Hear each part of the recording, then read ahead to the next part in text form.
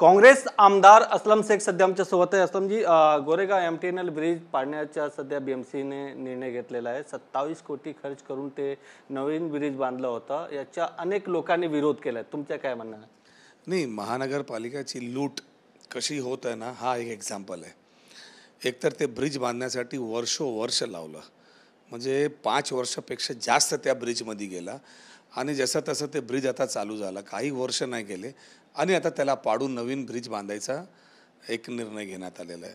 अहो, प्लॅनिंग केलं असतं की नाही, आपलं प्लॅनिंग सेल आहे, त्यामध्ये डिझायनिंग सेल आहे, त्याच्यावरती काय निर्णय नाही का? लोकांचे पैसे असे काय गटारात टाकायचं असतं का? वाया टाकायचं? टॅक्सपेअरचं पैशांना स्वतःच्या खिशातले असले असते तर या मंत्र्यांना, या अधिकाऱ्यांना कळलं असतं. पाहिजे तसं करतात. आणि आता जर परत तिकडे नवीन ब्रिज बांधायला तुम्ही गेलं तर काय कोंडी होणार आहे? इथे बाजूला कोस्टल रोडचं काम चालू होणार आहे, बाजूला ब्रिजचं एक काम चालू होणार आहे, परत तुम्ही हे ब्रिज करत आहेत. आज ते मृणालताई गोरे ब्रिजचे कनेक्टिंग ब्रिजला 8 वर्ष होऊन गेली आणि आजपर्यंत ते ब्रिज तयार झालेला नाही. काय हाल करून टाकला आहे. फक्त जातीवाद करून लोकांना दिशाभूल करायचा, टॅक्सपेअरचे पैसे गटारात टाकायचे, हेच धंदे या सरकारचे चालू आहेत. पण लोकांनी धमकी दिली की जर पाडण्याचा प्रयत्न केला तेव्हा आम्ही आंदोलन करणार आहेत. तुम्ही काय सांगणार त्याच्यावर? तुमची भूमिका काय? 100% ते थांबवायचं काम करावं लागेल. जर तुम्हाला हे ब्रिज बांधायचं असेल तर तुम्ही नवीन टेक्नॉलॉजी करा, जागोजागी तुम्ही पिलर काढा, या ब्रिजला चालू ठेवायचं, पूर्ण पहिला बांधून घ्या, त्याच्यानंतर ब्रिज पाडायचं असेल तर पाडा. आता तुम्ही ते ब्रिज बांधायला जाणार, हे ब्रिज जर पाडलं तर लोक जाणार कुठून? गोरेगावचं ब्रिज तुमचा कंप्लीट झालेला नाही, मलाडचा ब्रिज तुम्ही उद्ध्वस्त करायला चालले, म्हणजे आणखीन 4-5 वर्ष लोकांची काय हाल होणार आहे? प्रश्नच येत नाही. माझा पक्ष आणि मी याचा विरोध करणार. दुसरा मुद्दा असा आहे की दोन्ही ठाकरे बंधू गणपतीमध्ये एकत्र आले होते, त्याच्यानंतर 2 दिवस आधी पण एकत्र आले होते. जर दोन्ही ठाकरे बंधूंनी एकत्र युती केली तर काँग्रेसची भूमिका, खास करून तुमची भूमिका काय होणार आहे? कारण की राज ठाकरे यांच्या आता हिंदी मराठीचा वाद पण सुरू होता. हे असं आहे की हे सगळे पॉलिटिकल पार्टी आहेत. कुठली पक्ष कोणाबरोबर जात आहे हे त्यांचा निर्णय आहे. पण इंडिया आघाडीमध्ये आणि आमची जे सेक्युलरिझमची लाईन आहे आणि आमचा जे एजेंडा आहे, त्या एजेंडाला मानण्यासाठी जर कुठलाही पक्ष तयार असेल तर त्या इंडियामध्ये वेलकम आहे. आणि जातीवादचा प्रश्न असेल, भाषेचा प्रश्न असेल, त्यावरती जर कोणाला मारहाण करायचा आणि मग या इंडियामध्ये यायचं असेल तर मला वाटत नाही की इंडिया आघाडीमध्ये अशा कुठल्याही पक्षाला वेलकम करतील. कारण जे कॉमन मिनिमम प्रोग्राम झालेला आहे त्याला मानण्याचा मानसिकता कुठल्याही पक्षाचा असेल तर त्याच्यात काही हरकत नाही. पण पर्सनली राज ठाकरे तुम्हाला मान्य आहे का?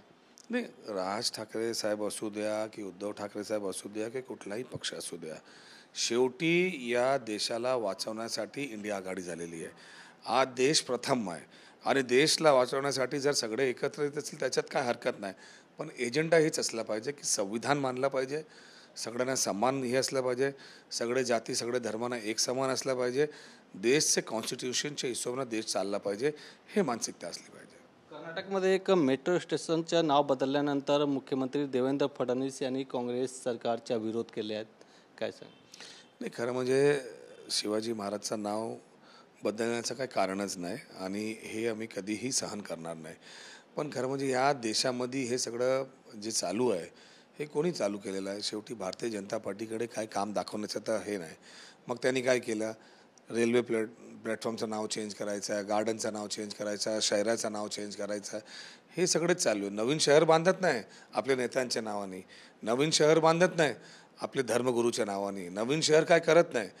नावं जेव्हा आपण देतो महामाणसाचे त्या टायमाला शहरची परिस्थिती काय आहे, तिथे लोक काय आहे, लोक जगतात कशी, सॅनिटेशनचा प्रॉब्लेम कसा आहे, रोडचा इन्फ्रास्ट्रक्चरचा, हे कधी बघत नाही. आणि लोकांनी खुश आहेत, लोकांना काय पडली कुठलं नाव कोणाचं आहे. पण शेवटी जेव्हा आपण असे महामाणसाचे किंवा मोठे नेत्यांचं नाव देतो आहे तर त्यांची काहीतरी आपल्याला हे ग्रह ठेवला पाहिजे की ते कसं शहर असलं पाहिजे, ते कसं पुढे लोकांनी त्याला बघण्याकरता यायला पाहिजे, हे सगळं असलं पाहिजे. CP राधाकृष्णन यांच्या राजीनाम्यानंतर आता गुजरातचे जे राज्यपाल आहेत त्यांना अतिरिक्त जबाबदारी महाराष्ट्राचे देण्यात आलेल्या आहेत. काय सांग?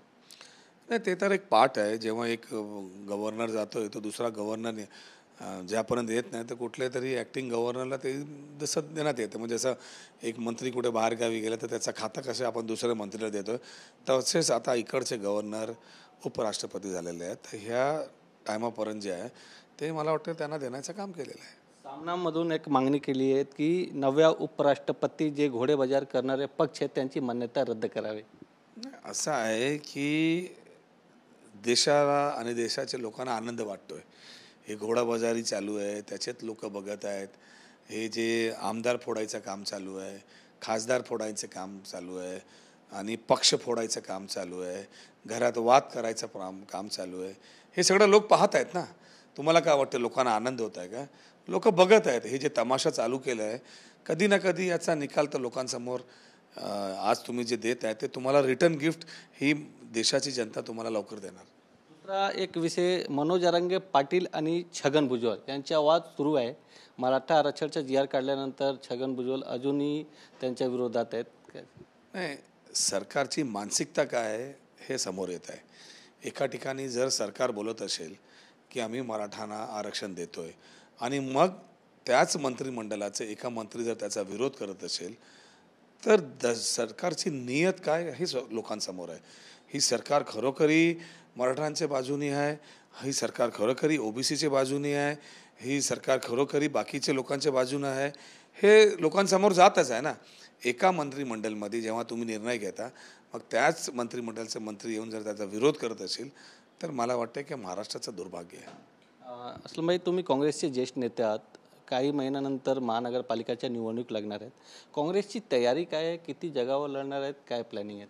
नाही, प्रश्नच येत नाही की काँग्रेस आपली तयारीमध्ये लागलेली आहे आणि काँग्रेसचं अस्तित्व हे मुंबई शहरामध्ये आझादीनंतर आणि आजही आहे. तुम्ही आजही बघितलं तर काँग्रेसला मानणारी लोक आहेत. येत्या महानगरपालिकामध्ये 100% काँग्रेसची जी संख्या आहे ते तुम्हाला वाढत दिसणार आहे. पण महापौर कोणाच्या बसणार आहे? ते महापौर कोणाचा बसणार आहे आता कोणालाही बोलता येत नाही. कुठलाही पक्ष हे सांगू शकत नाही की आमचा महापौर बसणार. पण जेव्हा निवडणुकामध्ये जाणार तर सगळे बोलणार आमच्या महापौर बसणार आहे.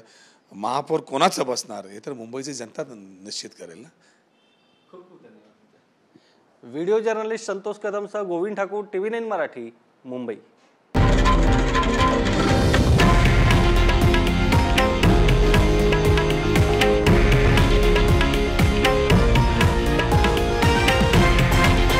हे आहे देशातील नंबर 1 न्यूज नेटवर्क आणि आपण पाहत आहात TV9 मराठी, एकमेव.